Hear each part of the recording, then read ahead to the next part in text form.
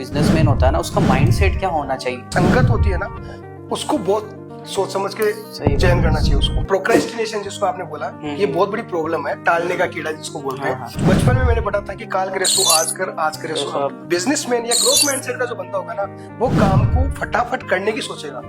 आज क्या करना, आपको कल क्या करना, उनके पहले से प्लानिंग हो आपकी, और एक जुनून के बिना आगे सही बात। तभी तो आज हमारे यहाँ की जनरेशन देखो, मैं देखता हूँ, मेरे को बहुत तकलीफ होती है कई बार कि ऐसे काम कर रहे हैं, फ्रॉड कर रहे हैं। मैं एक पॉजिटिव माइंडसेट का बंदा हूँ, और मैं ये मानता हूँ कि कुछ भी हुआ है ना, अगर वो बुरा भी हुआ ना, तो वो कुछ सिखा के गया है। मेरे को लगभग 24 साल हो गए हैं मेरे को काम करते हुए।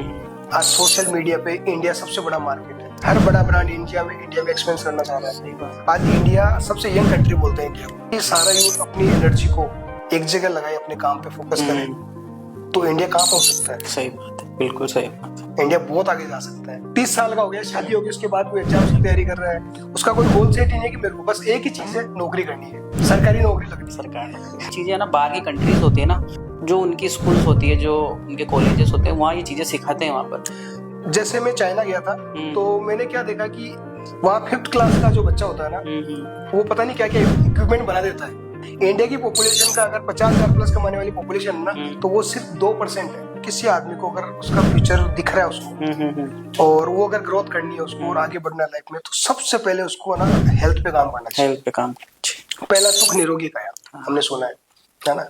एक जॉब करने वाला बंदा, मैं बोलता हूँ अगर वो 8,000 10,000 भी महीने के कमा रहा है ना, तो भी एक 15 साल बाद, 20 साल बाद वो करोड़पति हो सकता है, अगर फाइनेंशियल प्लानिंग उसकी अच्छी हो तो। हम इंटरव्यूज लेते हैं, बंदों का माइंडसेट ही नहीं है कि जॉब एक्चुअल क्या होती है। मैं आज तक अपने आप को मानता हूँ और हमेशा भी ये रखना चाहता हूँ कि मैं एक प्रोफेशनल के से ज्यादा मैं लर्नर हूँ, सीखता रहता हूँ। होना चाहिए। सीखने के लिए जहां भी जाना पड़े ना, मैं चला जाता हूँ।